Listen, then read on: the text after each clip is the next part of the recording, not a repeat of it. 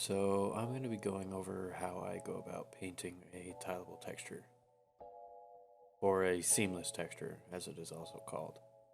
To do the tileable section of this, all you have to do is go up to Filter, go down to Other, and hit Offset. And when you do that, it will offset it by a certain amount. So if I'm doing a 512 by 512 tileable texture, I will offset it by 256 and 256 just to cut it in half. And every time I offset it, I will just keep repeating that, especially when I'm doing hand painted stuff. If I'm doing hand painted textures, I have to constantly keep going over and making sure that that seam gets cleared up. For the most part, seamless textures are there just to make your job easier as a texture artist. To get in some detail really quickly, you take this into Substance Painter, you'd put it on a wall or a floor, and then afterwards you would paint over it if you wanted to add any extra detail like cracks, motifs, grass growing or anything like that, or even a dirt path.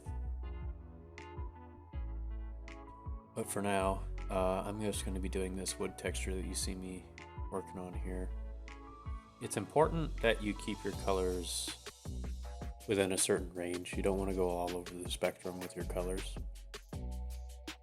If you throw too many colors in, you start to create patterns within the texture. And when you're making a seamless texture, that is not something that you want.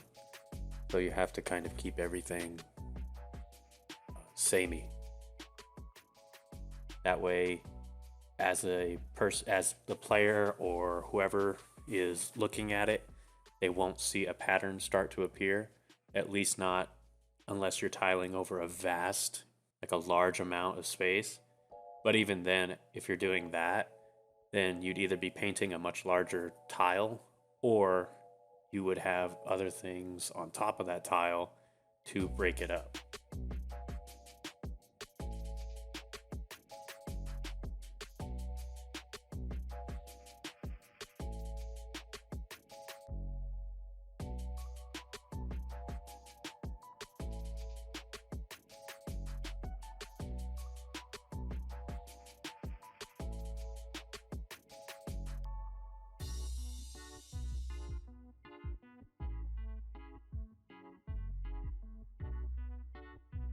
As you can see, I'm adding wood grain.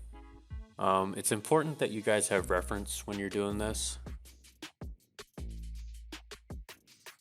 because if you don't, you can easily get distracted and go off style, and it can really make a mess of things, and you can forget what your material actually looks like.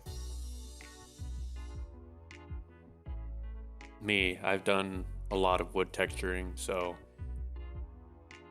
I didn't really use much of a reference. I had a reference open, but for the most part, I kind of just went off of what I felt looked right.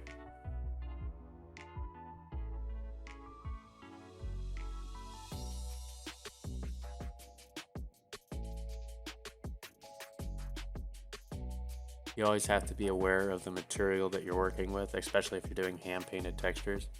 You have to know how the light's going to hit it, what the wearing looks like, because with wood, if I wear it out, I know it gets brighter.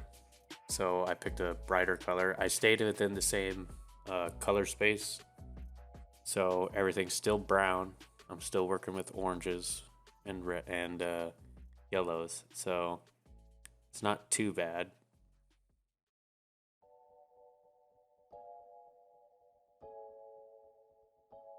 The only issue that I'm seeing is that for this particular texture is I probably went a little overboard with the highlights.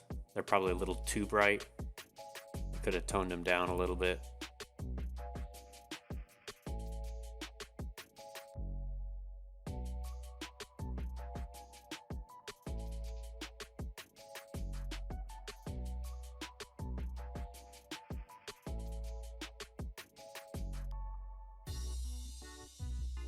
And here I'm just trying to add some extra color. I think I just decided not to, because it looks all right as it is.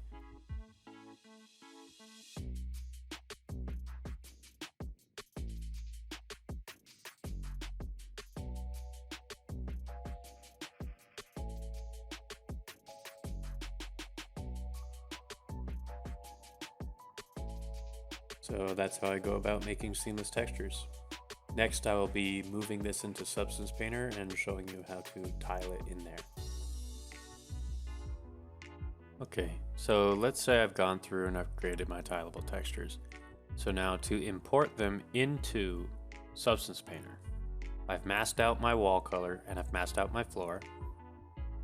So I'm going to click on my floor, I'm going to click on the fill layer itself, and then I'm going to click on the base color.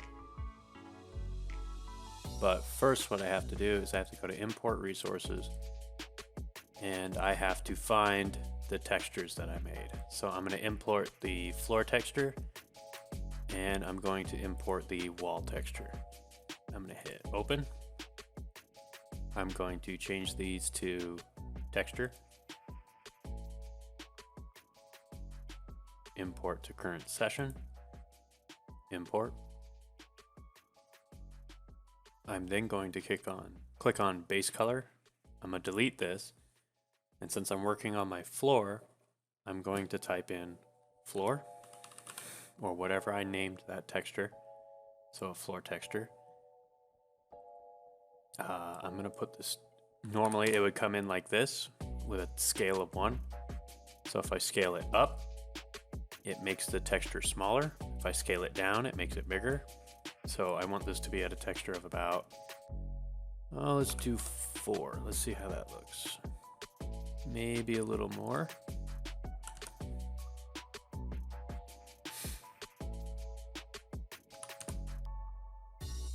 Let's do 5.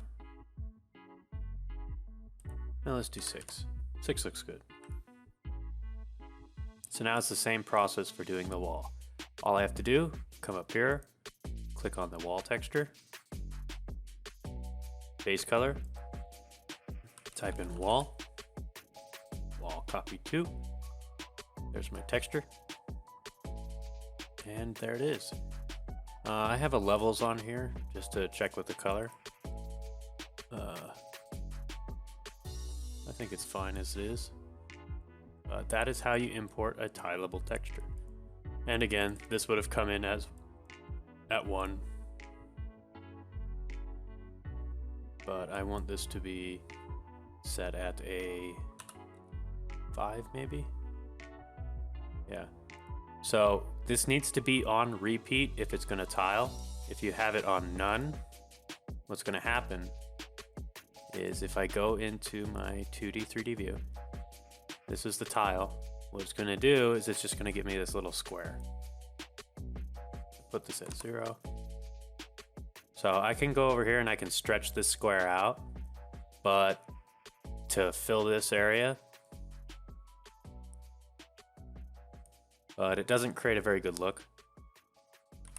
And we made this to be tileable, so what we're going to do is we have to have the UV wrap set on repeat.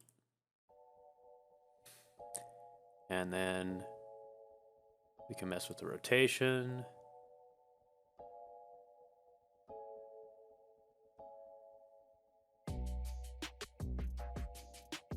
I think that looks good. So that's how you import tileable textures into Substance Painter.